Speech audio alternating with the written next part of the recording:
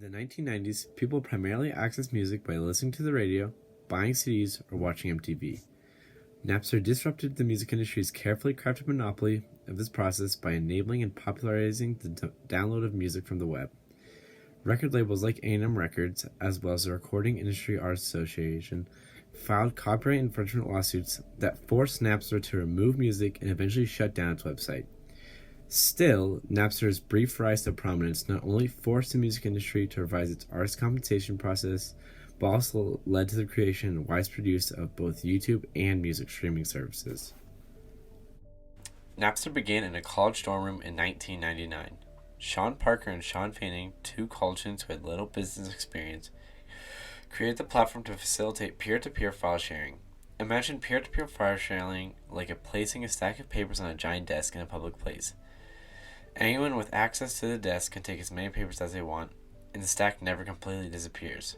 Additionally, others can put infinite stacks of papers on that desk for others to share as well. Before the introduction of this technology, most file sharing was done through email.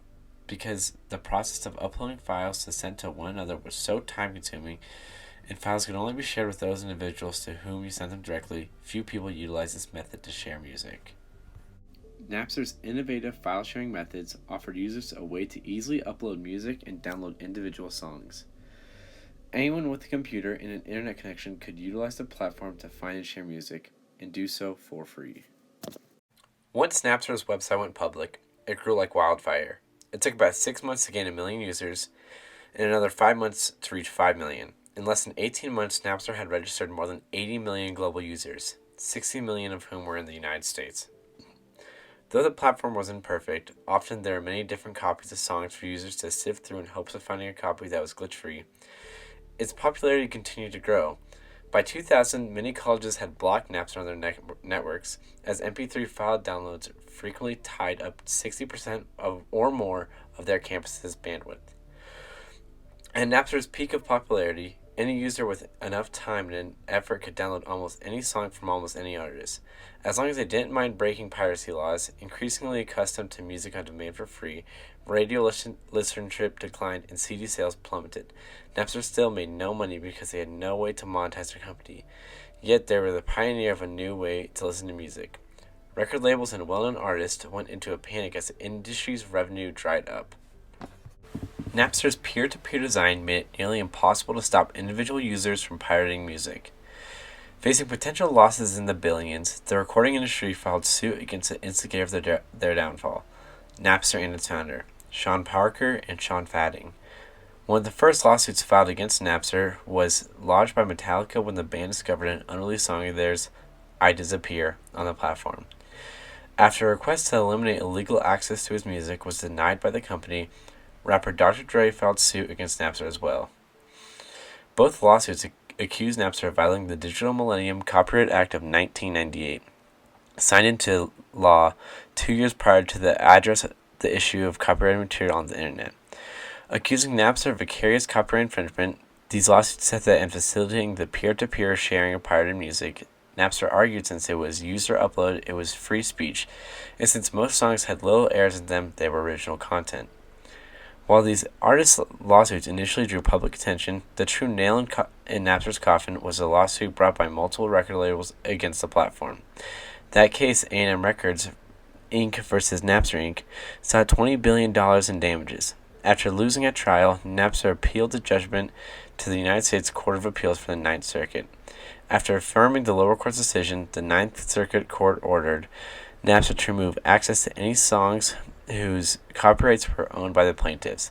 As most of the music shipped through Napster fell into this category, and the company was struggling under the weight of its legal costs, the company shut down its service for good and filed for bankruptcy, and a few months after the appeal courts issued its opinion.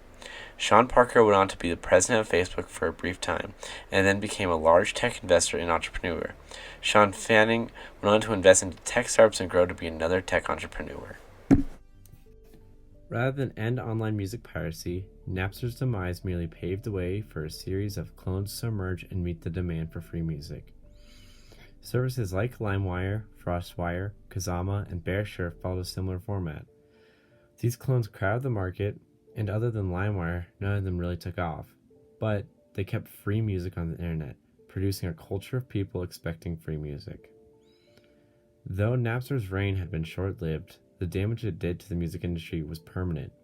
Music lovers had embraced the idea that songs should be available on demand, and that one shouldn't have to purchase an entire CD to listen to that one song that you wanted to hear.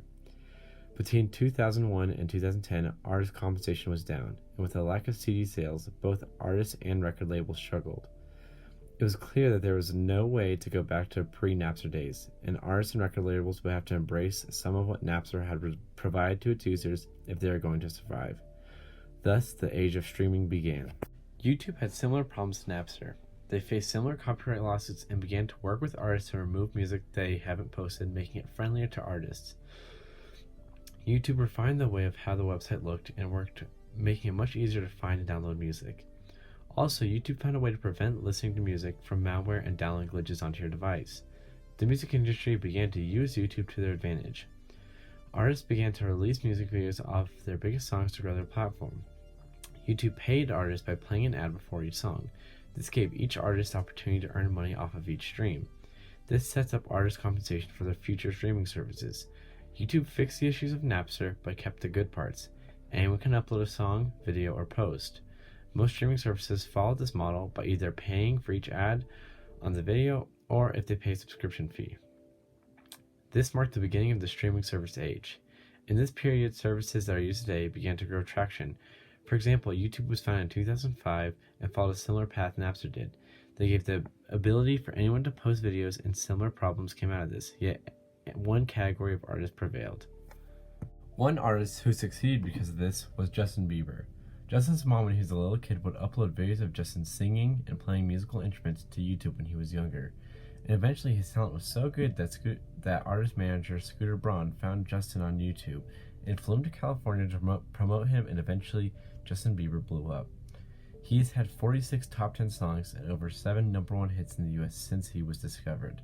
Without YouTube and Napster's innovation, Justin Bieber most likely would not have been able to become a giant artist and grow such a big following and be so influential in the years following. Another artist who succeeded off this new format was Chance the Rapper. Chance was living in the ghetto of Chicago when he independently released Acid Rap on Dat Piff, a Napster clone, as a free mixtape aimed at growing his following, which topped the Billboard charts at place number 5 and on the hip hop album charts at place number 3. Chance did this with no recording label and posted it on a site which is almost identical to Napster, where anyone could post music and download music. This record is now certified diamond with over 10 million downloads on just one website.